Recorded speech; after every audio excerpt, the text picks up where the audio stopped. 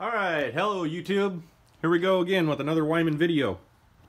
So, the other night I tried posting this up and YouTube's only allowing me to post short videos at this time. So, for now, I'm going to have to try to keep them short, but I had to reset up for this video tonight. It took me 15-20 minutes to set it up. Hopefully it'll be a nice short video, so let's get to it.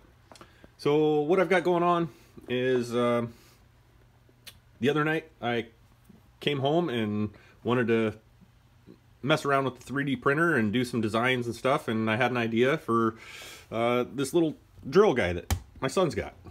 Little play school toy or Fisher Price or something like that. And it's got a little bit that goes in it, and it actually works and whatnot. And so then he's got this little truck, and the bits didn't fit the truck. So, and I don't know if that's because it's not Fisher Price, or I'm not sure even what this thing is. But anyway, I decided, well, hey, I can make that. So I jumped on Fusion 360 and started messing around, dinking around, and of course took some measurements of this guy and the bit that goes in it, and spent about, I don't know, 10 or 15 minutes dinking around, and pretty soon there you go. We got a CAD model. And this is what I really enjoy about 3D printing and CAD modeling and stuff, is, you know, to take an idea and to be able to, in a short amount of time, take it from just an idea to something you can hold in your hand, something you can use. And so basically my process is just, you know, sketch, extrude, couple of lofts, you know, here and there. If you don't know anything about CAD modeling, it's going to be Chinese to you, or gibberish, or whatever you want to call it. But you know, it's the basics of 3D modeling, and that's all I know right now is basics. It's basics. So you know, watch a couple of videos and you'll pick it up pretty quick. It's actually not too bad. I mean, at this point, all I've done for CAD modeling and 3D printing is gone to YouTube University. So I picked up information from other people, and now I'm trying to pass it on to other people. So you know, share the wealth of information. So basically what I did is I downloaded a free version of Fusion 360 onto a crappy laptop that is basically a pile of junk, but it gets the job done. And, you know, run what you brung. This is what I brung, so this is what I'm running. Then from this here, the best way I've found to do it, and there's probably a better way, but for whatever reason I can't drop the files directly out of Fusion 360 onto my computer and then into my slicer. So basically what I do is I come up to, there's a little make icon up in the corner, and I drop it into Mesh Mixer. And so that's basically going to look like this. So this comes up, Mesh Mixer, edit, make solid, and then export as STL file. And so that's how I'm doing it right now. That seems to be working. So then once I'm out of Mesh Mixer, then I bring up Ideamaker, and hopefully, maybe, possibly, I think I can. There we go. There's Ideamaker. And this is another free bit of software. Same with Mesh Mixer. All the software I'm running right now is free, so anybody can use it, even on a crappy, junky laptop. I have to run it plugged in all the time because the batteries are junk, and it's just a pile. But hey, I'm CAD modeling and 3D printing with junk, so run what you brung. Anyway, so this is some bits that I did earlier. I could show you basically, let's go like this. Let's close out of that and then see if we can open a fresh window of Ideamaker. and there it is. And then we'll just go to add, and then come down to my 16 mil hex, and there it is. So now it's in Mesh Mixer. Pretty simple. I mean, it's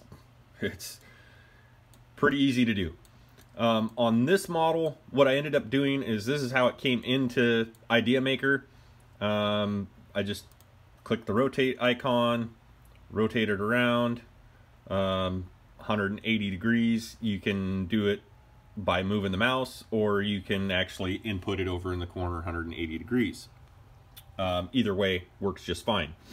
And then once you've got that, you're going to want to zoom in, and this is something that I figured out the hard way, is zoom in and just make sure that thing is right down on the bed, nice and tight, on the platform. You can kind of see there's a little bit of a gap there, so I've ran into an issue with even just that little bit of a gap. So I come over to the icon over here, and I click this guy, and what I've been doing is, just for whatever reason, I don't know why, but I just cut it down. I knock 0.25 off of it, and it brings it down just a hair, and it seems to work a lot better that way. I'm not understanding why. Maybe there's somebody out there that can tell me why, but this is how it seems to be working well. You can manually add supports in this program, which is huge. That's something, the only other software I know of that does that is Simplify 3D, and it's $130 or $150. $150, I think. Anyway, and being able to add manual supports is huge. So you can go in and click supports, and what I did when I printed this is I just went in here and I added supports inside of it, from the bed to the upper wall, or the inside of the hex, excuse me, just so that it wasn't printing in midair. And then you're going to click your start or play button or whatever you want to call it, and then you should have basic settings set up. Now, I didn't know what this was all about at first, so I've got a whole crap ton of them here. But now that I've kind of got it figured out what they actually do and what they're used for, basically I'm using my Ender Settings 1 and Ender Settings 2. My 2 is set up more for doing fast prints, just to check out, make sure that everything is working correctly and it'll print through something pretty fast. My number 1 is for finished prints at this point. And I've been doing a little tweaking and geeking on that one, and you know, extrusion, ooze, temperatures, speeds, layer heights, stuff like that, just little bits at a time, and I think I've got it set up pretty good. I've had some really good prints out of that setting, and in another video I will go through and actually show you what I'm running for those settings that should work pretty good on the Ender, also work pretty good on the CR10, because it's basically the same electronics and everything.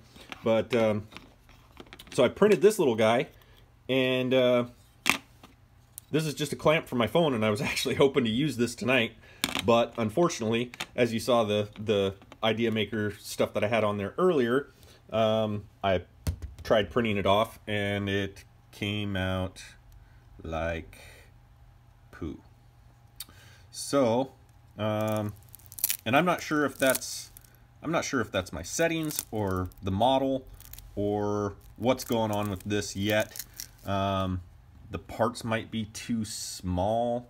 You know, there's just something going on. I'm at this point, I'm assuming that it's the model, but it could possibly be a change in PLA, and I ran too high of a temperature, possibly. Not sure yet. But yeah, they're junk. All of it came out junk. But the little tool that I made actually came out really nice at a 1.5. So I mean, you can see the layers in there, but it came out really nice until my 16-month-old daughter got a hold of it, and she decided to chew on it. But so that broke. But I'll make another one tonight, no biggie. But as you can see, it does actually fit in there, and it does actually work. And my son played with it for quite a while. He thought that was pretty neat to be able to put it in his drill and take his truck apart. And that was awesome. That just made 3D printing that much more cooler to me.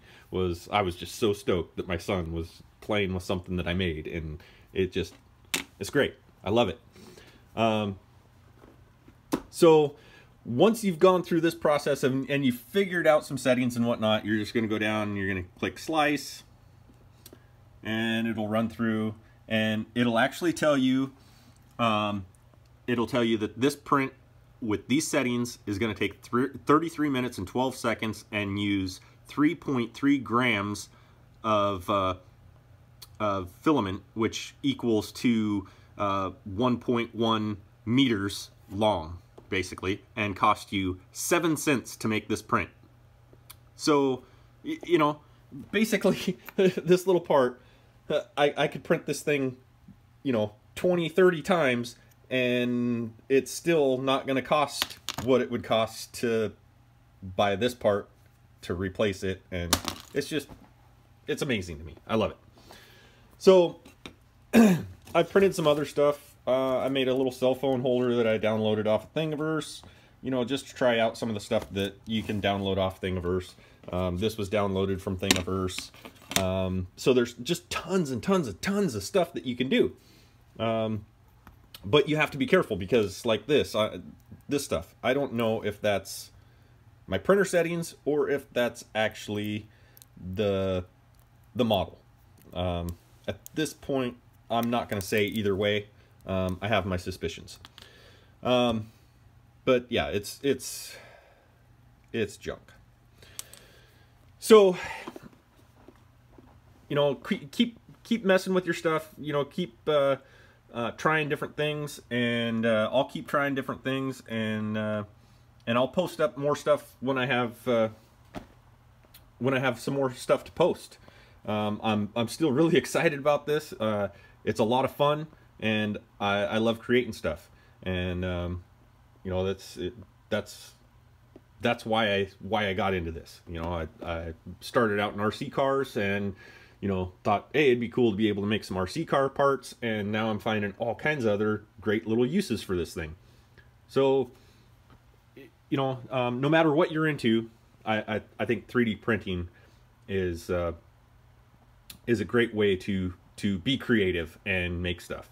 And don't be afraid of the software and oh, I don't know how to CAD model and whatnot, because if I can do it, which, you know, I'm not the smartest guy. I'm not the brightest bulb in the box. Not the sharpest crayon in the box. But yet I've figured it out. And so if I can do it, you can do it. That's going to be pretty much it for tonight. And like I said, I'll try to keep posting up stuff as I make stuff, and I'll try to make my videos better. And I'm still pretty new at this, so just bear with me a little bit, and we'll get some cool stuff going.